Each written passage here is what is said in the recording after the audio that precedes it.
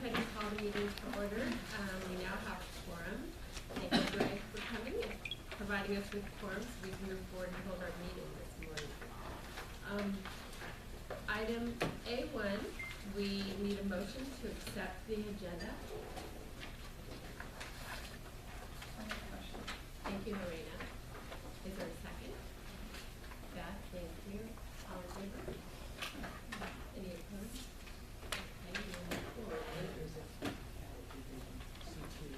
Okay. I need to go back for a minute. There is a revision that I need to have you add. C2, in the packet, we did not include a request that came from Altaloma School District for a program transfer. So could I have the motion amended to include the inclusion of this additional C2 item? And who made the motion? Lorraine, want to amend it? And okay, and all in favor? Thank you so much. Okay, so now we are moving on to the approval of the minutes, and we have a public comment by Mr. Palmer. I'm sorry, I didn't hear you. We have a public comment from you on A2, the agenda. Oh yeah, I was just concerned that the minutes don't accurately reflect my comment. I recall giving comments on item C9, the pre-K transition letter, just raising concerns that I felt that was misleading for parents, and then also I raised the concern that you had given the okay for it to be distributed prior to Superintendent's Council approval. So I'm concerned that that's not in here in the minutes.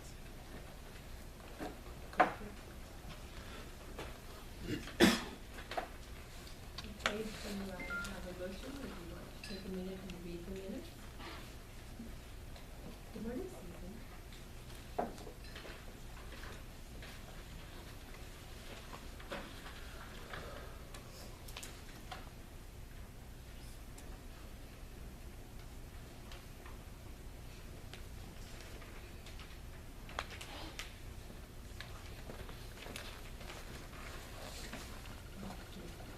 I'm going to make the motion to approve the minutes. Is there a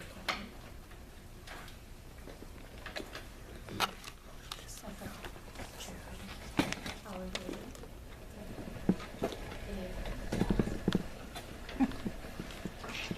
Any opposed? Item C3, there were no parking lot items from last time, so we will move on. Item C4, this morning for my self-administrator's report, I provided two documents for you. The update that I've provided, and then this is the CDE Special Ed, which is available online at CalStat. I just wanted to go over some major topics that came up out of the state SELPA meetings this month, and I think we all just will be needing to keep these things in mind as we move forward. There are a lot of changes pending. But first, before I do that, I wanted to acknowledge that our SELPA was a host for the statewide inclusion conference, and of the 18 people who participated over the 2 days, 5 were from Ontario Montclair and 4 were from Upland, and some of our staff and folks from other districts. So I know that they really benefited, and that inclusion is really an area that you're all working on. Also, last Tuesday night, we had a CAC presentation, and Royal and Gardner gave an overview of the IEP as it pertains to educational benefit, and then we spent a lot of time with those in attendance afterwards, answering questions and having really thoughtful discussion. So as we move on, last Wednesday at the coalition meeting, if you would go to page 2 of 6, I haven't had the opportunity to share with you since the October coalition meeting, but in October, members of the Public Policy Institute of California came and spoke to State SELPA and shared what they anticipated would be in their report. This report was ordered by Governor Brown to look at special education funding. And there are two major recommendations that they shared with us in anticipation of their report, which will be made public on November 29th. We're not quite sure in what venue, but it's going to be made public in a public venue, and I will get that information to you. First of all, they are recommending that perhaps the education code should be changed and no longer require SELPAs to be in existence. They are saying there's no reason that SELPAs could not be continuing based on local decisions, but that perhaps many other states, they said 48 other states do not have SELPAs, and so they were questioning the need for it in California. I'll get into additionally what happened at state SELPA, but just wanted you to be aware of that.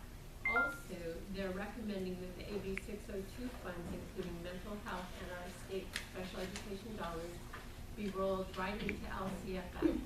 And I think we would all have a concern if that were to happen, because those funds would no longer be separate and spelled out uniquely to meet the needs of students with special needs. So I think those are two areas that we really need to keep our eye on. Also, they then recommended that we review the special ed, which is Kristen Wright's first version. You know, she's our new state SELPA director, state special education director, and you will see her article starts on page 2. And so it's all about creating a unified system where special education and general education would be one. So I think perhaps in the future we can have some discussions about this, and I wanted to give it to you so you could read it in advance. On the very second to the last item I have under Coalition AB 403, Continuum of Care Reform. There are many activities going on throughout the state with committees meeting at the state level across many agencies to talk about what's going to happen in response to AB 403, and that is the Continuum of Care Reform, where they're looking to actually get rid of many of the group homes that are currently in the state, but not those that are regional center for adults, but those group homes that serve minors, and place them all in what they're calling super foster homes, where there would be many, many services for students in foster homes.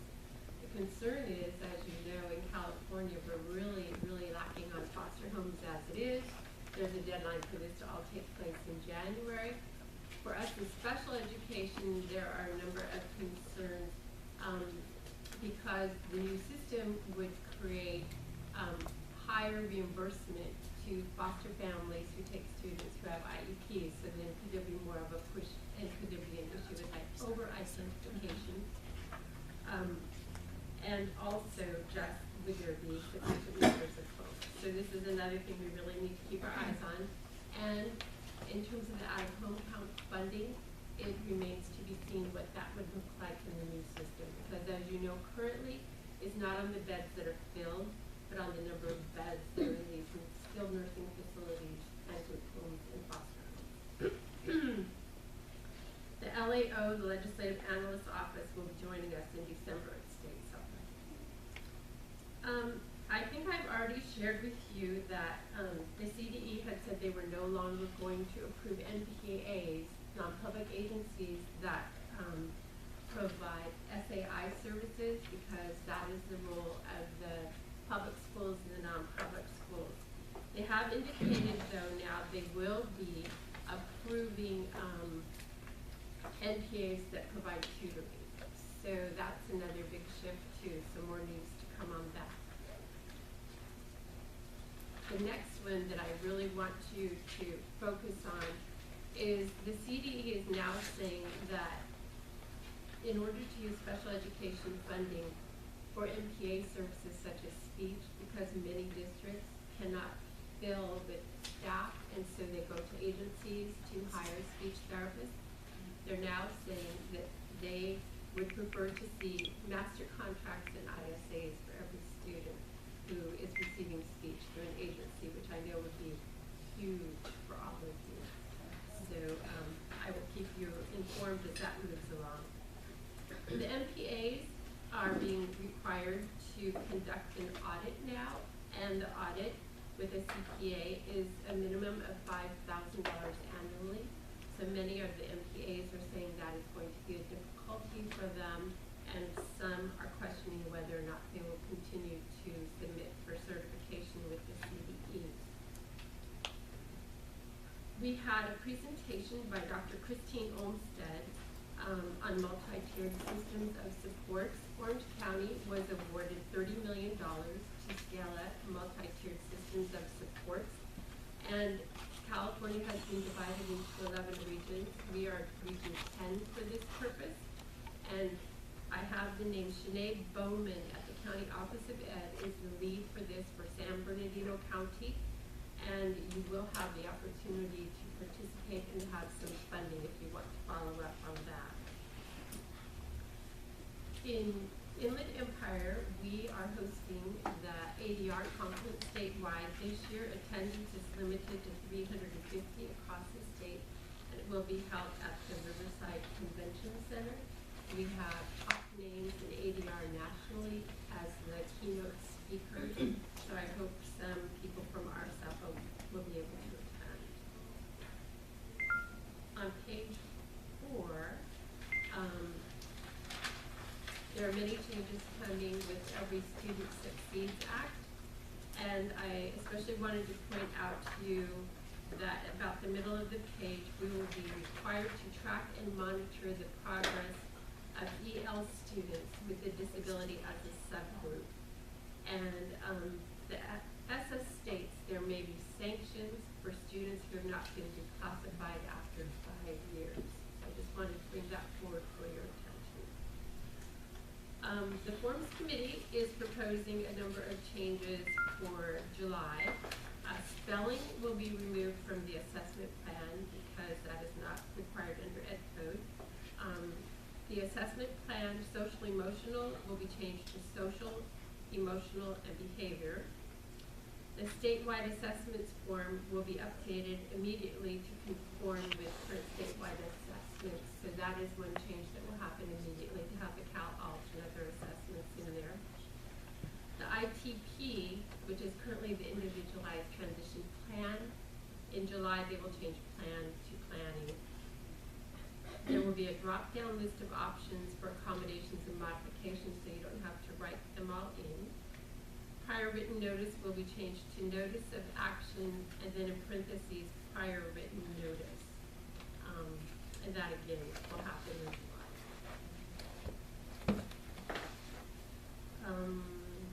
One fun thing that happened, every month we have somebody share about Student of the Month. And one of the SELPA directors shared a video that he has posted to YouTube. He has a lifelong friend who went to high school with who has cerebral palsy. And he decided to take Marlon driving. And Marlon is totally in a wheelchair. And it is just, it'll make your day if you watch that video. So I've included the where you can find it, the link. And they anticipate making more videos, and he says that Marlon's goal now is to climb Half Dome. They've got this piggyback thing, so I'll be curious to see if they actually accomplish that. Due Process Committee talked about the cases that you're all familiar with about the CART services, and they were actually settled out of court, so there was no clarification about the IDEA versus 504 issues that had been included in those 2 cases.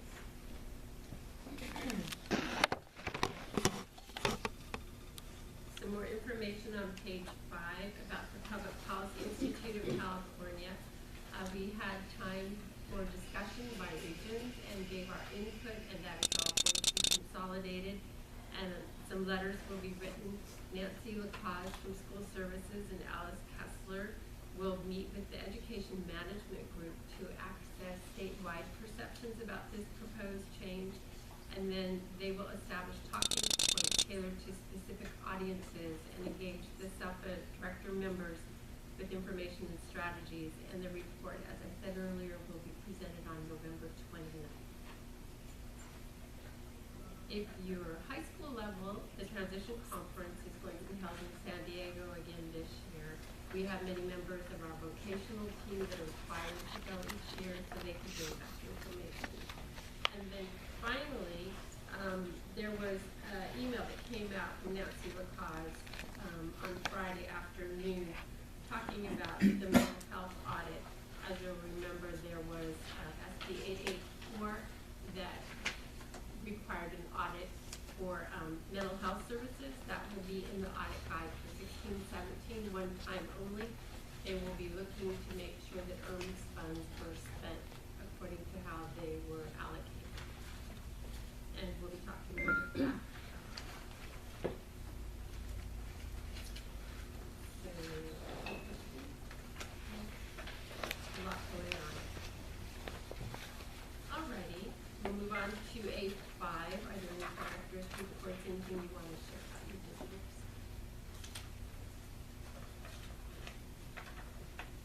I know you all have a lot going on. Alrighty, and now we are to public comment. And our first one is David Palmer, Remodel. Well, actually, I had a couple things I was going to comment on, but yeah, I was just really surprised as I stopped by the WeSelpa and noticed that the reconstruction is like a complete gut. I mean, there's nothing left but the stucco framing, and I was like, wow, no windows, no floor, I mean, everything is completely gone. I was just amazed.